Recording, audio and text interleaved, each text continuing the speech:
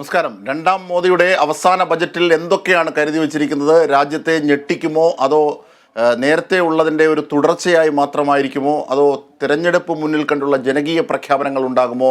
കർഷകരുടെ വിഷയത്തിൽ, യുവതികളുടെ, സ്ത്രീകളുടെ വിഷയത്തിൽ, വിദ്യാർത്ഥികളുടെ വിഷയത്തിലൊക്കെ എന്തൊക്കെ മാറ്റങ്ങൾ വരുത്തും, എന്തൊക്കെയാകും എന്നുള്ളതാണ് ഏറ്റവും വലിയ നിർണായകമായി നാം നോക്കുന്നത്, ചർച്ച ചെയ്യുന്നത്. ഒരുപക്ഷെ പെട്രോളിൻ്റെ വില കുറയുന്ന രീതിയിലുള്ള നടപടികൾ സ്വീകരിക്കുമോ? ഇങ്ങനെ നിരവധി ചോദ്യങ്ങൾ ജനകീയവും ജനകീയമല്ലാത്തതുമായി നമുക്ക് മുന്നിലുണ്ട്. ഇന്ന് നമ്മൾ ഈ ബജറ്റുമായി ബന്ധപ്പെട്ട് അതിൻ്റെ ഒരു പ്രീ ഡിസ്കഷൻ എന്ന നിലയിൽ പോകുമ്പോൾ രഞ്ജിത്ത് കാർത്തികേയൻ,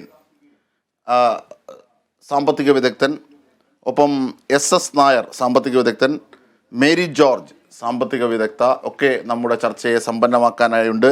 ആദ്യം രാജേന്ദ്രൻ പന്തളം കൂടിയുണ്ട് നമ്മോടൊപ്പം, മുതിർന്ന മാധ്യമ പ്രവർത്തകൻ.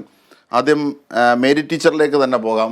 ശ്രീമതി മേരി ജോർജ്, എന്തൊക്കെയാണ് ഈ മാജിക്, അതായത് നിർമ്മല സീതാരാമൻ കരുതി വെച്ചിരിക്കുന്ന മാജിക് എന്തൊക്കെയായിരിക്കും? വലിയ പ്രതീക്ഷകൾ, പല മാധ്യമങ്ങളും പല വിധത്തിലുമുള്ള ഊഹാപോഹങ്ങളാണ് മുമ്പോട്ട് വെക്കുന്നത്. എന്തായിരിക്കും? അപ്പോൾ ഈ ബജറ്റ് എന്ന് പറയുന്നത് ഒരു പൂർണ്ണ ബജറ്റ് അല്ല. ഇനിയിപ്പം ഒരു മാസമോ 2 മാസമോ കഴിയുമ്പോഴത്തേക്കും ഒരുപക്ഷെ അടുത്ത മാസം തന്നെ ഇലക്ഷൻ ഡിക്ലെയർ ചെയ്യും. അങ്ങനെ ഇലക്ഷൻ ഡിക്ലെയർ ചെയ്യും എന്നുള്ളത് കൊണ്ട് തന്നെ ഈ ബജറ്റ് ഒരു വോട്ട് ഓൺ അക്കൗണ്ട് ആയിട്ട് ആയിരിക്കാനാണ് സാധ്യത. എന്ന് വെച്ചാൽ അത് ഈ ബജറ്റ് വരെയുള്ള പീരീഡിലേക്ക്, ഈ ഇലക്ഷൻ വരുന്നത് വരെയുള്ള പീരീഡിലേക്കും ഇലക്ഷൻ കഴിഞ്ഞ് ഒരു പുതിയ ഗവൺമെന്റ് ഫോം ചെയ്ത് അത് അതിന്റെ ബജറ്റ്, ഒരു പൂർണ്ണ ബജറ്റ് അവതരിപ്പിക്കാറാകുന്ന വരത്തേക്കുമുള്ള ആ സമയത്തിന് അതിനിടയ്ക്കുള്ള ചെലവുകൾ ക്രമീകരിക്കത്തക്ക രീതിയിൽ തയ്യാറാക്കുന്ന ഒരു ബജറ്റായിരിക്കും ഇപ്പോൾ പാർലമെന്റിൽ വെക്കാൻ പോകുന്നത്. പക്ഷേ താങ്കൾ സൂചിപ്പിച്ചതുപോലെ തന്നെ ഇത് ഒരു ജനകീയ ബജറ്റ് ആകാനാണ് സാധ്യത. കാരണം 2024 ഇലക്ഷൻ ഫേസ് ചെയ്യാൻ പോകുന്നത് കാരണം കൊണ്ട് പല അടിയന്തര പ്രശ്നങ്ങൾക്കും പരിഹാരം നൽകും, ശാശ്വത പരിഹാരം നൽകും എന്ന രീതിയിലുള്ള പ്രഖ്യാപനങ്ങൾ ഉണ്ടാകാൻ സാധ്യതയുണ്ട്.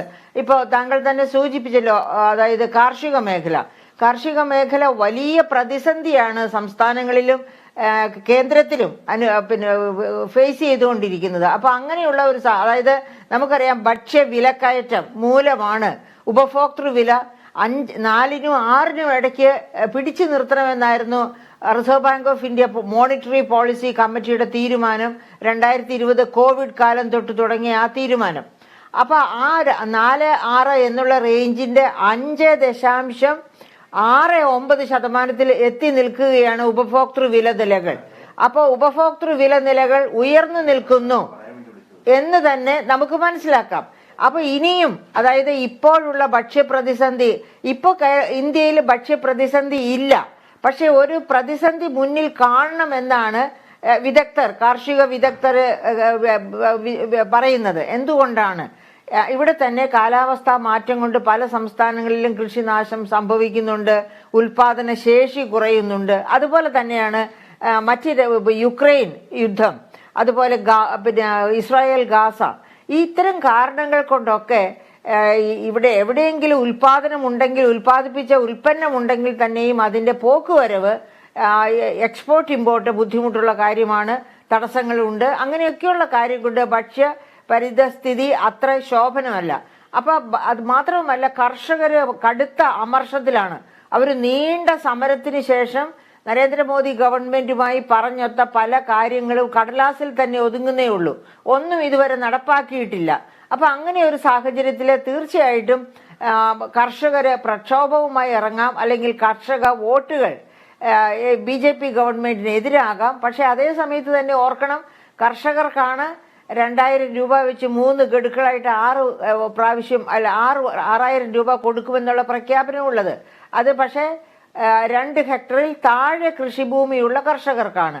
അപ്പോൾ അത് നല്ലതാണ്, തീരെ പാവപ്പെട്ട കർഷകർക്കാണ് ആ പൈസ കിട്ടുന്നത്. പക്ഷേ ഈ 6,000 രൂപ എന്ന് പറയുന്നത് ഇപ്പോഴത്തെ കാർഷിക പ്രശ്നങ്ങളുമായിട്ട് ബന്ധപ്പെടുത്തുമ്പോൾ വളരെ ചെറിയ തുകയാണ്. കാരണം ഫെർട്ടിലൈസേഴ്സിന്റെ കെമിക്കൽ ഫെർട്ടിലൈസേഴ്സിൻ്റെ വില വളരെ ഉയർന്നു നിൽക്കുന്നു. അതുപോലെ മറ്റെല്ലാ ഇൻപുട്സിൻ്റെയും വില ഉയർന്നു നിൽക്കുകയാണ്. അങ്ങനെയൊക്കെയുള്ള ഒരു സാഹചര്യത്തിൽ ഇറിഗേഷൻ കോസ്റ്റ് തന്നെ ഉയർന്നു നിൽക്കുന്നു. ഇറിഗേഷൻ സബ്സിഡി, അതായത് സബ്സിഡികളൊക്കെ കട്ട് ചെയ്തത് കൊണ്ടാണ് എല്ലാ മേഖലയിലും. ഇപ്പം നമ്മൾ മത്സ്യബന്ധന മേഖലയിലാണെങ്കിൽ പെട്രോൾ, ഡീസൽ ഇതിൻ്റെയൊക്കെ സബ്സിഡി, മണ്ണെണ്ണ ഇതൊക്കെ സബ്സിഡി കട്ട് ചെയ്തു. പിന്നെ അത് അങ്ങനെ ഏത് മേഖല, കൃഷിയുമായിട്ട് ബന്ധപ്പെട്ട ഏത് മേഖല നോക്കിയാലും സബ്സിഡീസ് കട്ട് ചെയ്തതുകൊണ്ട് തന്നെ കർഷകർ ഒരുപാട് പ്രതിസന്ധി ഇപ്പോൾ അനുഭവിക്കുന്നുണ്ട്. അപ്പോൾ ഈ കർഷകരെ ചേർത്ത് നിർത്തുക എന്ന് പറഞ്ഞാൽ ഗവൺമെൻറ്റിന് വലിയ ബുദ്ധിമുട്ടുള്ള കാര്യമാണ്. അവരുടെ വോട്ടുകൾ നേടിയെടുക്കുക എന്ന് പറഞ്ഞാൽ ഈ 6000 രൂപ സബ്സിഡി 3 ഗഡുവായി കൊടുക്കുന്നതുകൊണ്ട് അവരുടെ വോട്ടുകൾ കിട്ടില്ല. അപ്പോൾ ആ വോട്ടുകൾ കിട്ടണമെന്നുണ്ടെങ്കിൽ വളരെ ശക്തമായ കാർഷിക വികസന നടപടികൾ, അതായത് നമ്മൾ ഗ്രീൻ റവല്യൂഷൻ ടെക്നോളജി കൊണ്ടുവന്ന് ഇന്ത്യയെ ഒരു ഭക്ഷ്യ സ്വയം പര്യാപ്തമാക്കി. പക്ഷേ അതിനുശേഷം അടുത്ത കാലങ്ങളിൽ വളരെ മോശമായ ട്രീറ്റ്മെൻറ്റാണ് കാർഷിക മേഖലയ്ക്ക്. അപ്പോൾ അതൊരു മേഖല. പിന്നെ താങ്കൾ തന്നെ പറഞ്ഞു വിദ്യാഭ്യാസ മേഖല, ആരോഗ്യ മേഖല. ഇപ്പോൾ വിദ്യാഭ്യാസ മേഖല എടുക്കുകയാണെങ്കിൽ നമ്മുടെ നാഷണൽ എഡ്യൂക്കേഷൻ പോളിസി തന്നെ വലിയ മാറ്റങ്ങൾ കൊണ്ടുവരാൻ ആഗ്രഹിക്കുന്നുണ്ട്. അത് ചിലതൊക്കെ വളരെ പോസിറ്റീവാണ്, ചിലതൊക്കെ വളരെ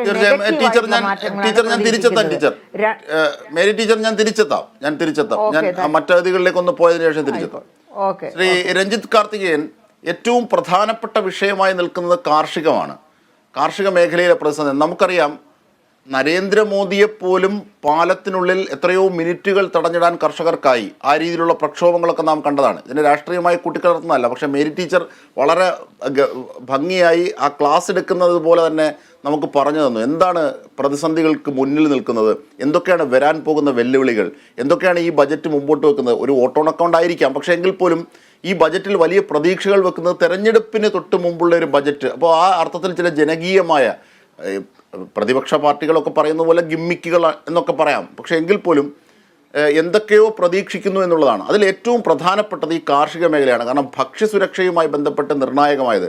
ഇപ്പോൾ തക്കാളിയുടെ വില ഉയരുന്നു, അങ്ങനെ നിത്യോപയോഗ സാധനങ്ങളുടെ വില ഉയരുന്നു. ഈ ഇൻഫ്ലേഷൻ, അതായത് ഈ വിലക്കയറ്റവും അതിൻ്റെ സ്വാഭാവികമായി എത്തുന്ന പണപ്പെരുപ്പവും, ഇതൊക്കെ വലിയ ബുദ്ധിമുട്ടുണ്ടാക്കുന്നു എന്ന് രാഷ്ട്രീയത്തിന് പുറത്ത് നിൽക്കുന്നവർ പോലും വിമർശിക്കുന്ന ഒരു കാലഘട്ടം. ഇപ്പോൾ വലിയ വെല്ലുവിളിയുണ്ട്. ഇതൊരു ഇടക്കാല ബജറ്റാണെങ്കിൽ പോലും വലിയ വെല്ലുവിളികളുണ്ട്. എന്തൊക്കെയാണ് താങ്കൾ കാണുന്നത്? ഈ കാർഷിക മേഖലയിൽ ഒരു വലിയ സമരം നടത്തിയെന്നും ഒക്കെ പറയുന്നതിനെ പറ്റി വളരെ കോൺട്രവേഴ്സ്യൽ സബ്ജക്റ്റാണ്. അത് പ്യുവർ രാഷ്ട്രീയമായിട്ട് തന്നെ ഞാൻ കാണുന്നു. അഗ്രികൾച്ചർ സെക്ടറിൽ വാസ്തവം പറഞ്ഞാൽ വളരെ വലിയ കാലങ്ങളായിട്ട് മാറ്റങ്ങൾ ഉണ്ടാവണമെന്ന് പാർലമെൻ്ററി കമ്മിറ്റീസ് വരെ പറഞ്ഞ കാര്യങ്ങൾ ഇംപ്ലിമെൻ്റ് ചെയ്യാൻ നോക്കിയപ്പോൾ ചില സ്ഥാപിത താല്പര്യമുള്ള ആളുകൾ നടത്തിയ ഒരു സമരമായിട്ട് മാത്രമേ ഞാൻ അതിനെ പേഴ്സണലി കാണുന്നുള്ളൂ. അതിന് രാഷ്ട്രീയമായിട്ട് എങ്ങനെ വേണം നിങ്ങൾക്ക് കാണാം. ഒന്നാമത്തെ കാര്യം, കാരണം അതിന് റിബട്ടൽ ഞാൻ ചെയ്തില്ലെങ്കിൽ എനിക്കൊരു സമാധാനമില്ല, അതുകൊണ്ട് ഞാൻ പറഞ്ഞു എന്നുള്ളതാണ്. ആ റിബട്ടൽ അങ്ങനെ നിൽക്കട്ടെ, അതിൻ്റെ ഒരു പൊളിറ്റിക്കൽ വശത്തിലേക്ക് നമുക്ക് പോകണ്ട. പക്ഷെ എന്നാലും ഒരു അഗ്രികൾച്ചർ സെക്ടറിൽ 2 കാര്യങ്ങളാണ് മേജറായിട്ട് പറയുന്നത്. ഒന്ന്, അതിൻ്റെ ഒരു ഗ്രോത്ത് റേറ്റ് വളരെ കുറഞ്ഞു. ഇപ്പോൾ ഈ പറയുന്ന പോലെ ക്ലൈമറ്റ് ചേഞ്ച് ആകട്ടെ, ബാക്കിയുള്ള ലേബർ ഡിപ്പെൻഡൻസി ആകട്ടെ, ഇങ്ങനെയുള്ള കാര്യങ്ങളിലൊക്കെ ഒരു കൺസേൺ അല്ലെങ്കിൽ ചലഞ്ച് ഭാരതം നേരിടുന്നുണ്ട്. പക്ഷെ ഇന്ന് വേറൊരു റിപ്പോർട്ടിൽ കണ്ടത് അഗ്രികൾച്ചർ ഡിപ്പെൻഡൻസിയിൽ ആക്ച്വലി ലേബർ ഫോഴ്സിൻ്റെ ഇൻക്രീസ് ഉണ്ടായി എന്നാണ്. അതൊരു കൺസേൺ ആയിട്ട് പറയുന്നുണ്ട്. അതിൻ്റെ കാരണം എന്ന് പറഞ്ഞാൽ ഈ ലേബർ ഒരു തരത്ത് എക്കോണമിസ്റ്റുകൾ പറയുന്നത് ലേബർ ഫോഴ്സിനെ അഗ്രികൾച്ചറിൽ നിന്ന് മാറ്റണം, പുൾ ഔട്ട് ചെയ്യണം, എന്നാൽ മാത്രമേ ഇൻകം ഇൻക്രീസ് ചെയ്യുള്ളൂ. രണ്ടാമത്തെ ആളുകൾ പറയുന്നത് അഗ്രികൾച്ചർ പ്രൊഡക്ടിവിറ്റി കൂടണം, പ്രൊഡക്ഷൻ കൂടണം. ഇതിനെല്ലാം ഞാൻ എൻ്റെ ഒരു വിലയിരുത്തൽ എന്ന് പറഞ്ഞാൽ ഇതൊരു ഇത്രയും കാലം നമുക്കുണ്ടായിരുന്ന ഒരു പ്രോബ്ലം എന്ന് പറഞ്ഞാൽ ഒരു ലോജിസ്റ്റിക്കൽ പ്രോബ്ലമാണ്.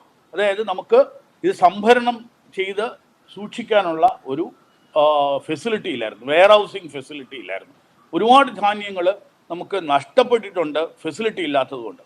അതിന് വേണ്ട കാര്യങ്ങൾ കഴിഞ്ഞ ഒരു 2-3 വർഷങ്ങളായിട്ട് ഈ കോൾഡ് സ്റ്റോറേജ് ചെയിൻ ആണെങ്കിലും മറ്റുള്ള കാര്യങ്ങൾ, അപ്പം ഡെഫിനറ്റ്ലി അതിനൊരു ഇമ്പ്രൂവ്മെൻ്റ് ഉണ്ടാകും. ഈ ബഡ്ജറ്റിലാണെങ്കിൽ, അതായത് ഇപ്പം ഈ പറയുന്ന വോട്ട് ഓൺ അക്കൗണ്ട് എന്നോ ഇൻ്ററിം ബഡ്ജറ്റ് എന്നോ എന്ത് നമ്മൾ പറഞ്ഞാലും ഇതിനകത്തൊക്കെ കാർഷിക മേഖലയിൽ വളരെ സ്ട്രോങ് ആയിട്ട്, കാരണം നമ്മൾ ശ്രദ്ധിച്ചാൽ പ്രസിഡൻഷ്യൽ അഡ്രസ്സിൽ 4 വിഭാഗങ്ങളെ പറ്റിയാണ് സംസാരിച്ചിരുന്നത്. 4 വിഭാഗങ്ങൾ എന്ന് പറഞ്ഞാൽ ഒന്ന് women, youth, farmers and poor. ഈ 4 വിഭാഗത്തിനെ പറ്റി പ്രതിപാദിച്ചുകൊണ്ടാണ് ആ പ്രസംഗം ഉണ്ടായിരുന്നത്. അപ്പം അതിനകത്ത് എനിക്ക് തോന്നുന്നത് ഇപ്രാവശ്യത്തെ ഏറ്റവും വലിയ ഇതെന്ന് പറയുന്നത് ഏറ്റവും വലിയ ഇനീഷ്യേറ്റീവ് നാരീശക്തി തന്നെ ആയിരിക്കും. ഏതാണ്ട് 50% വരുന്ന പോപ്പുലേഷനിലുള്ള സ്ത്രീകൾക്ക് അവരുടെ ഉന്നമനത്തിന് അതിനകത്ത് ഏറ്റവും വലിയ ഒരു പോസിറ്റീവായിട്ട് ഞാൻ കാണുന്നത് ലേബർ പാർട്ടിസിപ്പേഷൻ. വിമൻ ഇൻ ലേബറിലെ റൂറൽ വിമൻ്റെ പാർട്ടിസിപ്പേഷൻ്റെ ഒരു വലിയ ഇൻക്രീസ് വന്നിട്ടുണ്ട്. നമുക്ക് ഏറ്റവും കൂടുതൽ ആ ഒരു മേഖല വളരെ കൃത്യമായിട്ട് ടാപ്പ് ചെയ്യാൻ പറ്റിയില്ല, അല്ലെങ്കിൽ ഈ സ്ത്രീകളുടെ ഒരു പാർട്ടിസിപ്പേഷൻ വളരെ കുറവായിരുന്നു. അപ്പോൾ അതിനകത്ത് വലിയ രീതിയിലുള്ള ഇൻക്രീസ് ഉണ്ട്. അപ്പം നാച്ചുറലി ഇത് അഗ്രികൾച്ചർ സെക്ടറിൽ തന്നെ ഒരു വലിയ ഇന്റർവെൻഷൻ അവിടെ ഉണ്ടാകും. ഞാൻ തിരിച്ചെത്താം ശ്രീ രഞ്ജിത്ത് കാർത്തികേയൻ, ഞാൻ തിരിച്ചെത്താം. അതായത് ശ്രീ രാജേന്ദ്രൻ പന്തളം അദ്ദേഹം സൂചിപ്പിച്ചു എന്താണ് നയപ്രഖ്യാപന പ്രസംഗത്തിൽ, അല്ലെങ്കിൽ പ്രസിഡന്റ് രാഷ്ട്രപതി ഇരുസഭകളെ അഭിസംബോധന ചെയ്ത് സംസാരിച്ചതിൽ ഈ ബജറ്റിൻ്റെ ചില ലക്ഷണങ്ങളും സൂചികകളും ഉണ്ട് എന്നുള്ളതാണ്. അതിൽ നിന്ന് തന്നെ നമുക്ക് വേണമെങ്കിൽ തുടങ്ങാം. കാരണം സ്ത്രീ സൗഹൃദം, യുവതീ മുന്നേറ്റം, ഇതൊക്കെ ലക്ഷ്യമിട്ട് സ്ത്രീ ശാക്തീകരണം, വുമൺ എംപവറിംഗ് ഒക്കെ ലക്ഷ്യമിട്ടുകൊണ്ടുള്ളൊരു നീക്കം എന്ന് പറയുന്നത്, അതിൻ്റെ ഏറ്റവും വലിയ കാതലായി അവർ എടുത്തു കാണിച്ചത് തന്നെ ഈ സംവരണമാണ്. അതായത് സ്ത്രീ സംവരണം, അധികാര പങ്കാളിത്തത്തിലുള്ള സ്ത്രീ സംവരണത്തെ സംബന്ധിച്ച് അത് തന്നെ ഒരു ഗിമ്മിക്കാണ്. കാരണം ഈ ബില്ലൊരിക്കലും നടപ്പാകാനാകാത്ത വിധമുള്ള തടസ്സങ്ങൾ അതിന്മേൽ തന്നെ രൂപപ്പെട്ടിരിക്കുന്നു എന്ന വലിയ വിമർശനമുണ്ട്. അതൊക്കെ ഉയർത്തിക്കാട്ടിക്കൊണ്ട് പല ഇടതുപക്ഷ സംഘടനകളും മുമ്പോട്ട് വന്നു. എങ്ങനെയാണ് ഈ ബില്ല് ഇത് തടസ്സപ്പെടുത്തുന്നത്, വനിതാ സംവരണ ബില്ല് എങ്ങനെയാണ് തടസ്സപ്പെടുത്തുന്നത് എന്നൊക്കെ പറഞ്ഞുകൊണ്ട്. അപ്പോൾ ഇത്തരത്തിലുള്ള പൊടിക്കൈകൾക്കപ്പുറത്തേക്ക് എന്ത് കാതലായ ഇടപെടൽ എന്ന് പറഞ്ഞാൽ ഇവിടെ മേരി ജോർജ് സൂചിപ്പിച്ചു.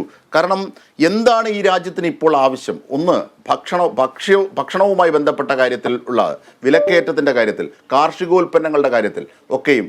പിന്നീട് ഏറ്റവും പ്രധാനപ്പെട്ട ഒന്ന് മേരി ടീച്ചർ പറഞ്ഞത് ഞാൻ അടയാളപ്പെടുത്തിയത് ഈ സബ്സിഡികളുടെ കാര്യമാണ്. ഈ സബ്സിഡി, ക്ഷേമ പെൻഷനൊക്കെ ഏതോ ഒരു കുറച്ചിലായി കാണുന്ന ഒരു രാഷ്ട്രീയ സമീപനമാണ് BJPക്കുള്ളത്, പ്രത്യേകിച്ച് മോദി അധികാരത്തിൽ വന്നതിന് ശേഷമുള്ളത്. പക്ഷേ അത് എക്കണോമിക്സിൻ്റെ മറ്റൊരു തലത്തിൽ ജനങ്ങളുടെ പർച്ചേസിങ് കപ്പാസിറ്റി കൂട്ടാൻ അവരിലേക്ക് പണം പമ്പ് ചെയ്യുന്ന ഒരു പ്രക്രിയയായി കാണുന്ന സാമ്പത്തിക വിദഗ്ധരുമുണ്ട്. അപ്പോൾ അതൊക്കെ നിരവധി വെല്ലുവിളികളായി അതിൻ്റെ മുന്നിൽ നിൽക്കുകയാണ് ശ്രീ രാജേന്ദ്രൻ പന്തളം. ഇവരൊക്കെ ഇക്കണോമിക്സിന്റെ ക്ലാസ് എടുക്കുന്ന ആൾക്കാരാണ്. ഞാൻ കേവലം ഒരു വിനയപൂർവ്വം സമ്മതിക്കുകയാണ്, ഞാൻ കേവലം ഒരു വിദ്യാർത്ഥി മാത്രമാണ്. ഞാനും അതെ. കാരണം സാമ്പത്തികത്തിന്റെ കാര്യത്തിൽ ഞാൻ പലപ്പോഴും സംശയങ്ങൾ തീർക്കുന്നത് തന്നെ മേരി ടീച്ചറോടൊക്കെ ചോദിച്ചിട്ടാണ്. വളരെ വിദ്യാർത്ഥി. ഞാനും ഈ മേരി ടീച്ചറെയും രഞ്ജിത്ത് കാർത്തികേയനെയും ഒക്കെ പലതവണ എക്സ്പേർട്ടുകളായിട്ട് വിളിച്ചിട്ട് ചോദ്യം ചോദിച്ചിട്ടുള്ള ആളാണ്. അതുകൊണ്ടൊരു വിദ്യാർത്ഥി മാത്രമാണ്. എനിക്ക് എക്കണോമിക്സിന്റെ കാര്യത്തിൽ അങ്ങനെയാണ്. അത് പ്രേക്ഷകർ സഹിച്ചോളും. പറഞ്ഞോളൂ. അതെ, തുറന്ന് സമ്മതിക്കാം. പക്ഷേ അതേ അവസരത്തിൽ തന്നെ ഞാന് ഒരു കർഷകൻ കൂടിയാണ്. ഈ കർഷകൻ എന്ന നിലയിൽ ഞാൻ ഉൽപ്പാദിപ്പിക്കുന്ന ഒരു വാഴക്കൊലയ്ക്ക് ഞാൻ വിൽക്കുമ്പോൾ കിട്ടുന്നത് കിലോയ്ക്ക് 15 രൂപയാണ്.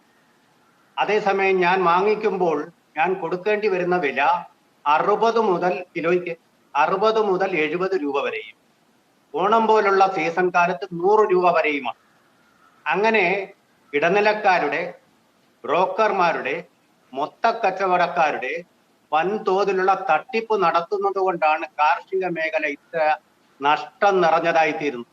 അതിനൊരു പരിഹാരം എന്നുള്ള നിലയിലാണ് ശ്രീ രഞ്ജിത്ത് കാർത്തികേയൻ കറക്റ്റായിട്ട് പറഞ്ഞതുപോലെ MS സ്വാമിനാഥന്റെ ഒക്കെ നിർദ്ദേശപ്രകാരം പല കാലങ്ങളായിട്ട് വന്ന നിർദ്ദേശങ്ങളെല്ലാം ചേർത്ത് സമഗ്രമായ ഒരു കാർഷിക ബിൽ അവതരിപ്പിച്ചത്. പക്ഷേ ഇടനിലക്കാരുടെ ലോബിയുടെയും ചില തീവ്രവാദികളുടെയും അതുപോലെ ചില രാഷ്ട്രീയ ശത്രുക്കളുടെയും ഒക്കെ ശക്തമായ സമരമുറകളെ തുടർന്ന് ശക്തനായ ഇച്ഛാശക്തിയുള്ള ഭരണാധികാരിയായ മോദിക്ക് പോലും അത് ഭരണത്തെടുക്കേണ്ടി വന്നു.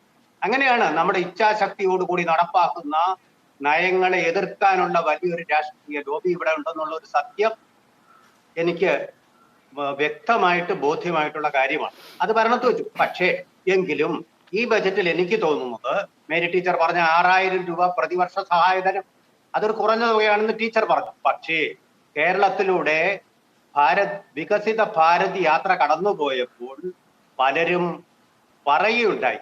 അത് മറ്റു ചാനലുകളിലൊന്നും വന്നില്ല, ആകാശവാണിയിൽ കൂടി വന്നു. ഞങ്ങൾക്ക് ഈ കിട്ടുന്നത് നേരിട്ട് കിട്ടുന്നതാ, അവിടെ ഇടനിലക്കാരില്ല, ബാങ്ക് അക്കൗണ്ടിലേക്ക് വരിക. ഞങ്ങൾക്കിത് വലിയൊരു സഹായധനമാണ്. കർഷകന് കേരളത്തിൽ മരിക്കുന്നുണ്ടല്ലോ, ആത്മഹത്യ ചെയ്യുന്നുണ്ടല്ലോ, ആ ആത്മഹത്യയിൽ നിന്ന് അവരെ തടയാൻ ഇത് പര്യാപ്തമാണ്. ശരിക്കും ഒരു രാജേന്ദ്രൻ പന്തളം ഈ വിദ്യാർത്ഥി രാഷ്ട്രീയം പറയുകയാണ്. കാരണം ശ്രീ രാജേന്ദ്രൻ പന്തളം, അതായത് ശരിയാണ്, ഇടനിലക്കാരുടെ ചൂഷണം, മണ്ണിൽ പണിയെടുക്കുന്ന കർഷകന് ലഭിക്കാത്തത് ഒരുപക്ഷെ അതൊന്ന് എടുത്ത് തൂക്കിയിടുന്ന കച്ചവടക്കാരന് ലഭിക്കുന്നു എന്ന് പറയുന്ന ഒരു പ്രക്രിയ, ഇടനിലക്കാരുടെ ചൂഷണം കാലാകാലങ്ങളായി കാർഷിക മേഖലയിൽ നിന്നല്ല എല്ലാ മേഖലയിലും ഉണ്ട്. അത് വിയർപ്പിലും മണ്ണിലും പണിയെടുക്കുന്നവന് തിരിച്ചടിയാകുന്നു എന്നൊക്കെ ഉള്ളത് ശരിയാണ്, വസ്തുതയാണ്. പക്ഷേ അതിനെ മാത്രം കാട്ടിയിട്ട് ഈ താങ്കൾ അവതരിപ്പിച്ച ബില്ലും പ്രതിഷേധം വന്ന കാര്യങ്ങളെയും ഒക്കെ തീവ്രവാദികളുടെ തലയിൽ വെച്ച് തലയൂരാനാകരുത്. ഇവിടെ ഏറ്റവും വലിയ ഒന്ന് രഞ്ജിത്ത് കാർത്തികൻ സൂചിപ്പിച്ച ഒന്നാണ്, ശ്രീ രാജേന്ദ്രൻ പന്തളം രഞ്ജിത്ത് കാർത്തികൻ സൂചിപ്പിച്ചാണ്, എങ്ങനെയാണ് നമ്മളുടെ പ്രൊഡക്ഷൻ വർദ്ധിപ്പിക്കുന്നത്? ജൈവവളം പോരാ, രാസവളവും കീടനാശിനികളും ഒക്കെ വേണം. എവിടെ സബ്സിഡി വെട്ടിക്കുറച്ചു. എങ്ങനെ മണ്ണിൽ പൊന്നു വിളയും? ആകാശത്ത് നിന്ന് വന്ന് വീഴുമോ? അപ്പോൾ ഇടപെടലുകൾ നടത്തണം. ഏതെങ്കിലും ഒരു കാര്യത്തെ കാണിച്ച് കബളിപ്പിക്കരുത്, കൺകെട്ടാവരുത്. രാജേന്ദ്രൻ തുടരാം.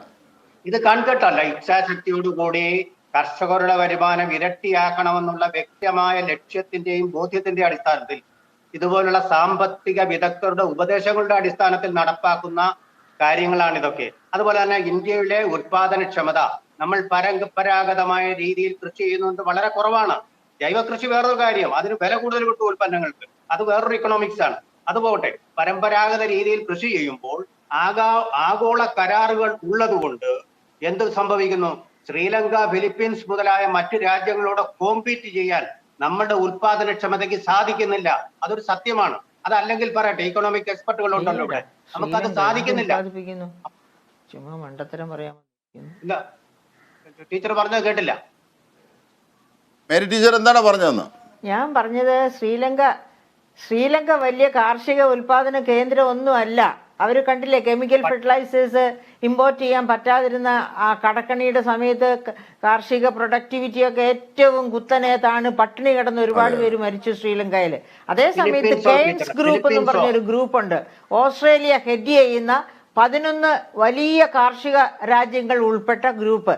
ആ ഗ്രൂപ്പിൽ ഇപ്പൊ ഓസ്ട്രേലിയ ഒരു വലിയ കാർഷിക മേഖലയാണ് എന്ന് പറഞ്ഞാൽ എനിക്ക് കൈകൊട്ടി അംഗീകരിക്കാം. പക്ഷെ ഈ ശ്രീലങ്കയൊന്നും കാർഷിക ഇതിലൊന്നും വരില്ല. ശ്രീലങ്ക താഴ്ന്നതാണ്, ഈ കെമിക്കൽ ഫെർട്ടിലൈസർ കൊണ്ട് താഴ്ന്ന ഒരു രാജ്യമാണ്. പക്ഷെ ഫിലിപ്പീൻസോ? അതൊക്കെ അങ്ങനെ പറഞ്ഞാണല്ലോ കെമിക്കൽ ഫെർട്ടിലൈസേഴ്സ് അവിടെ നിരോധിച്ചതിന്റെ അനുഭവമാണ് അടുത്ത വർഷമായപ്പോഴേക്കും ഒരുപാട് പേര് പട്ടിണി കിടന്ന് മരിക്കേണ്ടി വന്നത്. കറക്റ്റാണ്. ശ്രീ രാജേന്ദ്രൻ പന്തളം താങ്കൾ കംപ്ലീറ്റ് ചെയ്യൂ. എനിക്ക് ശ്രീ എസ് എസ് നായരിലേക്ക് കൂടി ഒന്ന് പോകണം. അതെ, അതുകൊണ്ടാണ് ഇന്ത്യയിലെ ജൈവ വളങ്ങളെ പ്രോത്സാഹിപ്പിക്കുകയും ജൈവ കൃഷി ഉൽപ്പന്നങ്ങളെ പ്രോത്സാഹിപ്പിക്കാൻ ചെയ്യാനുള്ള ഒരു നയമുണ്ട്. ഓർഗാനിക് ഫുഡ് എന്ന് പറഞ്ഞാൽ അതിന് വളരെ വില കൂടുതൽ വേണം. ജൈവ കൃഷി വികസനം നടക്കുന്നുണ്ട് ഒരു ഭാഗത്ത്. അത് സഫീഷ്യന്റ് അല്ല, അത് അൺസയന്റിഫിക് ആണ്. ഈ ജൈവ കൃഷി എന്ന് പറയുന്നത് അതൊരു തട്ടിപ്പാണ്. ജൈവ കൃഷി എങ്ങനെയാണ്? ഒരു ഏക്കറിൽ നിങ്ങൾ ഉണ്ടാക്കുന്നത് എത്ര ടണ്ണാണ്? അതുകൊണ്ട് എന്ത് ഗുണം? അതുകൊണ്ട് എന്ത് ഗുണം? അത് നമ്മളിപ്പോ വ്യായാമം ചെയ്യുമ്പോൾ ചിലപ്പോൾ യോഗയെന്നും അല്ലെങ്കിൽ മറ്റ് പല വിധത്തിലുമുള്ള വ്യായാമ രീതികളുണ്ട്. പക്ഷെ കലോറി കത്തണം എന്നതാണ് വ്യായാമത്തിന്റെ ലക്ഷ്യം. എന്ന് പറയുന്നത് പോലെ ഈ ജൈവ ഉൽപ്പന്നങ്ങളുടെ കാര്യത്തിൽ സഫീഷ്യൻ്റായി അതനുസരിച്ച് നമുക്ക് പിന്നീട് ചർച്ച ചെയ്യാം. ശ്രീ രാജേന്ദ്രൻ താങ്കൾ കംപ്ലീറ്റ് ചെയ്യൂ. ശാസ്ത്രീയമല്ല ഇന്ത്യയിലെ കൃഷി, അത് തന്നെയാണ് പറഞ്ഞത്. പരമ്പരാഗത രീതിയിലുള്ള കൃഷിയാണ്. ഉൽപാദനക്ഷമതയിൽ നമ്മൾ വളരെയധികം പിന്നോക്കമാണ്. അതേസമയം ജനസംഖ്യ നിരക്കിൽ വളരെ കുതിച്ചു കയർന്നുകൊണ്ട് ലോകത്തിലെ 1ാമത്തെ രാഷ്ട്രമായി മാറുകയും ചെയ്യുക. അപ്പൊ ഈ ഫുഡിന്റെ ഡിസ്ട്രിബ്യൂഷൻ കൊണ്ട് പോലും നമ്മുടെ രാജ്യത്തെ ഈ പട്ടിണി മാറ്റാൻ കഴിയാത്ത അവസ്ഥയുണ്ട്. അപ്പൊ അതിനൊരു മാറ്റം വരണം. ആ മാറ്റം വരാൻ വേണ്ടിയിട്ടുള്ള ബില്ലുകളാണ് വന്നത്. പക്ഷെ ആ തരത്തിലുള്ള കർഷകരെ പ്രോത്സാഹിപ്പിക്കാനുള്ള, പ്രത്യേകിച്ച് ഞാൻ കഴിഞ്ഞ തവണ പറഞ്ഞതുപോലെ നാരീശക്തി പ്രോത്സാഹിപ്പിക്കാനുള്ളതിന്റെ ഭാഗമായി സ്ത്രീകളായിട്ടുള്ള കർഷകർ മുന്നോട്ട് വരികയാണെങ്കിൽ അവർക്ക് പ്രോത്സാഹനം നടത്തുന്നതിനുള്ള പദ്ധതികൾ തീർച്ചയായിട്ടും ഈ ബജറ്റിൽ ഉണ്ടാവും. ഞാൻ ഈ നയപ്രഖ്യാപന പ്രസംഗത്തിന്റെ തലേദിവസം പറയുകയുണ്ടായി, നാരീശക്തിക്ക് അനുകൂലമായിട്ടുള്ള നയങ്ങൾ ഉണ്ടാവുമെന്ന്. അത് തന്നെയാണ് പ്രധാനമന്ത്രി പറഞ്ഞത്, പത്രക്കാരോട് പറഞ്ഞത്. നാരീ ശക്തിയുടെ ഒരു വലിയ വിളംബരമായിരിക്കും ഈ പ്രാവശ്യത്തെ ബജറ്റ് എന്ന് അദ്ദേഹം പറയുകയുണ്ടായി. അത് രാഷ്ട്രപതി പ്രഖ്യാപന പ്രസംഗത്തിലും സൂചിപ്പിക്കുകയുണ്ടായി. അത് വോട്ട് ഓൺ അക്കൗണ്ട് അല്ല, അത് വോട്ട് മാത്രം ലക്ഷ്യമിട്ടുകൊണ്ടുള്ള ഒരു നീക്കമാണ്. ശ്രീ രാജേന്ദ്രൻ പന്തളം, അതിന്റെ വസ്തുതകളിലേക്ക് നമുക്ക് എത്താം. ഞാൻ എത്താം, അതിന്റെ വസ്തുതകളിലേക്ക് എത്താം. കാരണം ഇൻഫ്ലേഷൻ, ഈ പണപ്പെരുപ്പം, അതിന്റെ സ്വാഭാവികമായി അതിന് എത്തുന്ന ഈ വിലക്കയറ്റം, ഈ പെട്രോളിന്റെ വില, ഇപ്പോൾ ഈ പറഞ്ഞ ശ്രീലങ്കയിലും ഭൂട്ടാനിലും ബർമയിലും നേപ്പാളിലും ഒക്കെ ഇവിടുന്നാണ് പെട്രോൾ കൊണ്ടുവന്നത്, ഇന്ത്യയിൽ നിന്ന്. പക്ഷേ ഇന്ത്യയിലേക്കായും വിലക്കുറവാണ് അവിടെ പെട്രോളിന്. എങ്ങനെയാണ് ഇത്രയും അധികം പെട്രോൾ സംസ്ഥാനത്തിൻ്റെ തലയിൽ വെക്കാം, കേന്ദ്രത്തിൻ്റെ തലയിൽ വെക്കാം? എന്തായിരുന്നാലും ഇതൊക്കെ ജനങ്ങളുടെ പർച്ചേസിങ് കപ്പാസിറ്റിയാണ് കുറയ്ക്കുന്നത് വിലക്കയറ്റം. അത് മാത്രമല്ല 65 രൂപയ്ക്ക് ലാഭകരമായി തരാവുന്ന പെട്രോൾ, ക്രൂഡ് ഓയിൽ വില അനുസരിച്ച് സാമ്പത്തിക വിദഗ്ധർ എഴുതിയ വെച്ചിട്ടാണ്, എനിക്കല്ലാതെ അറിയില്ല. 65 രൂപയ്ക്ക് ലാഭകരമായി തരാവുന്ന പെട്രോളാണ് ഇന്ന് 107 രൂപയ്ക്കും 150 രൂപയ്ക്കും ഒക്കെ തന്നുകൊണ്ടിരിക്കുന്നത്. അപ്പോൾ അതൊക്കെ നമുക്ക് ചർച്ച ചെയ്യാം, അതിൻ്റെ പൊള്ളത്തരങ്ങൾ അവിടേക്ക് എത്താം.